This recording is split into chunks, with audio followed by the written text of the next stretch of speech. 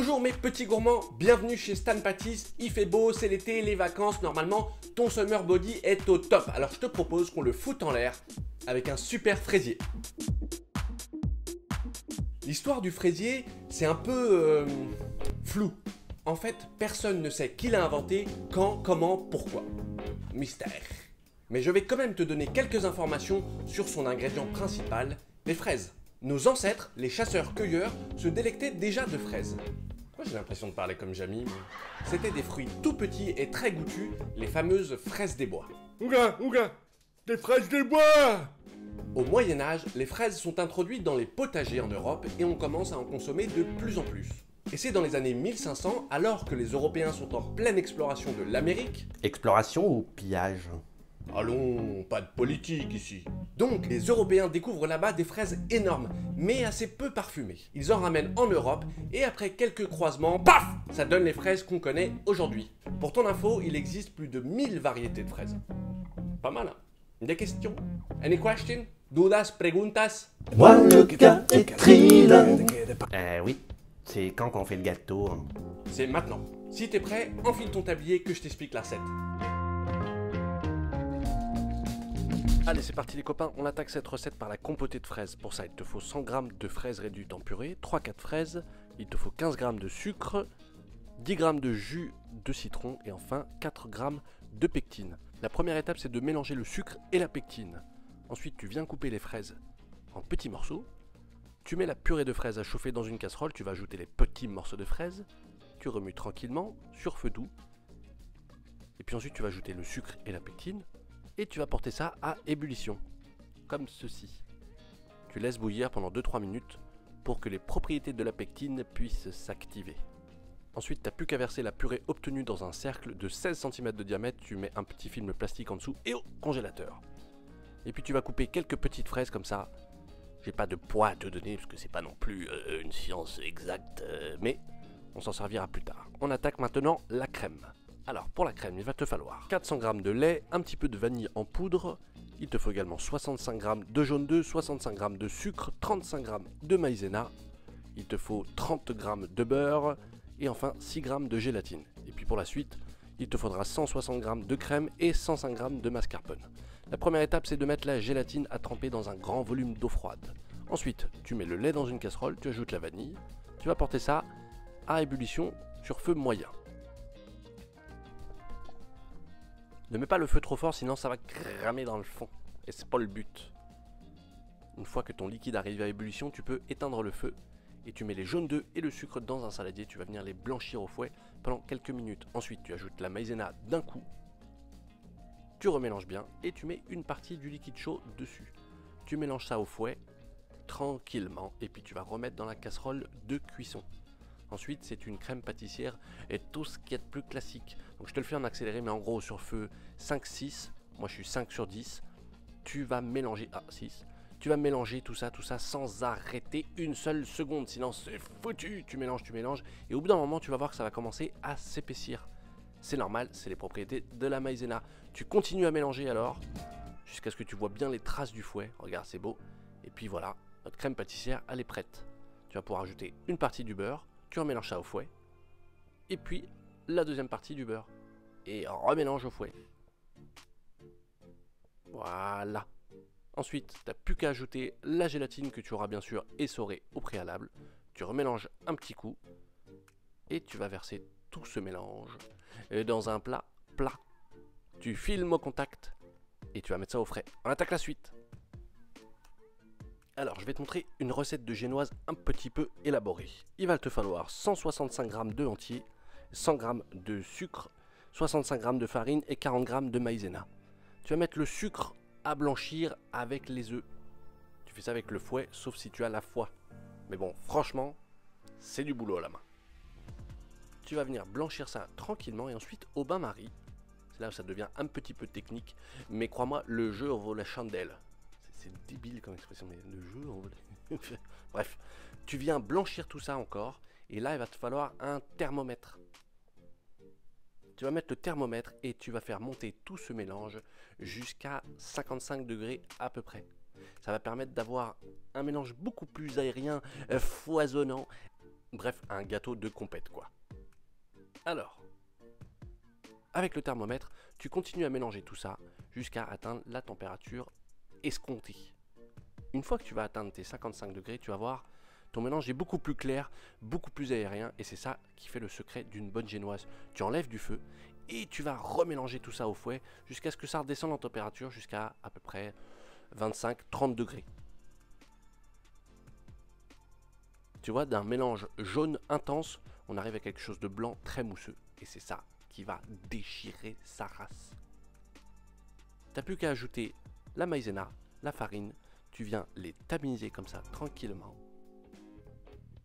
Et puis ensuite, tu vas incorporer ce mélange de poudre dans l'appareil précédent. Alors comme d'hab, quand tu ajoutes de la poudre dans un mélange bien aérien, il faut avoir une belle rotation du poignet. L'objectif, c'est surtout que ça ne redescende pas pour que ça reste très aérien, très moelleux.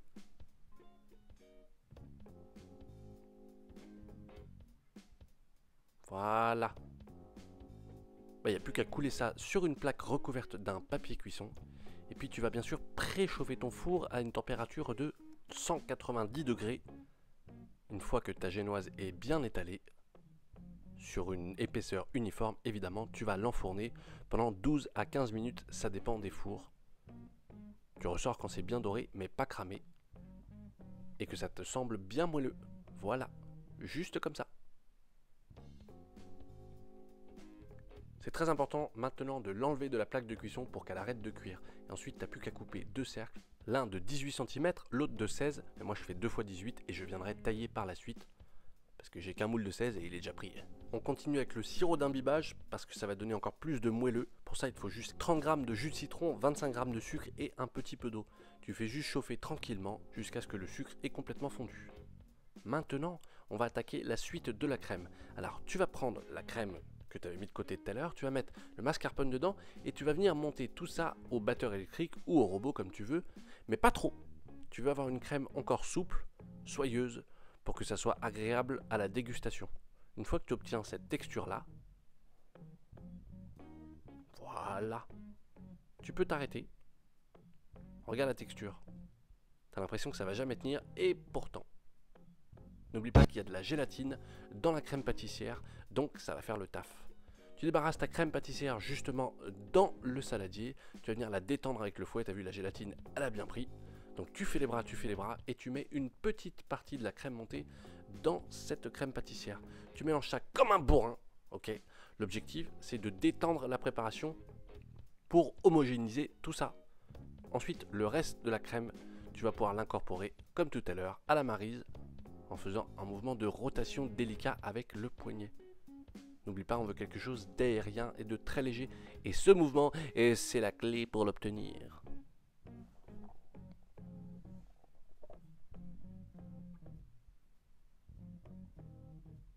Voilà, une belle crème diplomate. C'est bon. T'as plus qu'à mettre ça dans une poche. Je te mets la douille dans les commentaires. Tu pousses avec une corne. Et puis une fois que c'est bon, tu vas venir placer ça au frais. On attaque le montage. Alors pour avoir une belle découpe et surtout un beau visuel, tu vas mettre un petit papier rhodoïde sur le tour de ton boule. Ensuite, passe un des deux cercles. T'as vu, je l'ai un petit peu coupé pour que ça puisse être plus joli. Et tu viens placer des fraises coupées en deux sur tout le tour. En gros, entre le biscuit et le papier rhodoïde. Voilà. Ensuite, tu vas prendre ton petit pinceau pâtissier et tu vas badigeonner le sirop d'imbibage qu'on a réalisé tout à l'heure. Et puis, tu reprends ta crème et tu viens pocher tout doucement entre les fraises. Tout simplement comme ça. Tu vas le faire partout. Prends ton temps. Cette étape est cruciale parce que c'est là où en fait on va voir le visuel. Tu vas bien du bas vers tout en haut. Tu peux mettre une bonne quantité en bas. Ça va venir se glisser dans l'interstice. Ensuite, tu poches un petit peu au centre et tu viens remonter tout ça à la spatule coudée. On va faire adhérer ça aux parois du moule, plus exactement du rhodoïde, en faisant bien attention à ce qu'il n'y ait pas de bulles d'air. Sinon ça ne sera pas joli quand tu vas enlever le rhodoïde.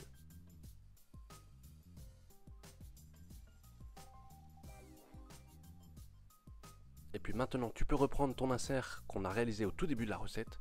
Tu viens le mettre tout délicatement au milieu, tu appuies un petit peu et tu vas mettre les fraises qu'on avait coupées aussi tout à l'heure. On se disait mais à quoi elles vont servir? Eh ben les voilà justement. Tu reprends ta crème et tu viens la pocher un petit peu entre les fraises, tout ça au milieu. Tu mets ensuite le deuxième cercle de biscuits. Tu vas également le badigeonner avec le sirop d'imbibage.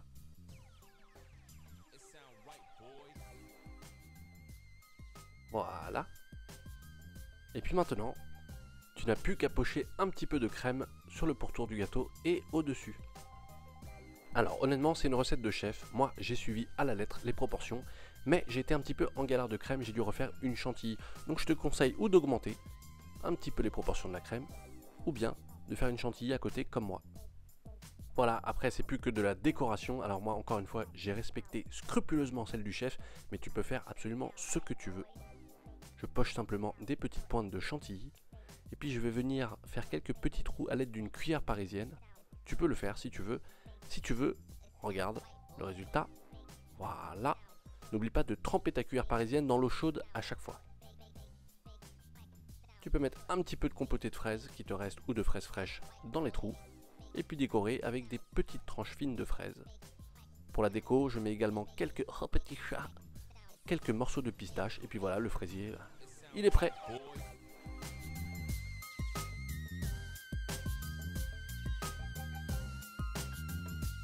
Voilà mon ami, c'est la fin de ce tuto Stan Pattis. Merci à toi de l'avoir suivi, j'espère que ça t'a plu. Et sinon, je m'en fous! N'hésite pas à t'abonner pour ne rater aucune nouvelle aventure. Et nous, on se retrouve très vite pour des nouvelles aventures sucrées. Salut!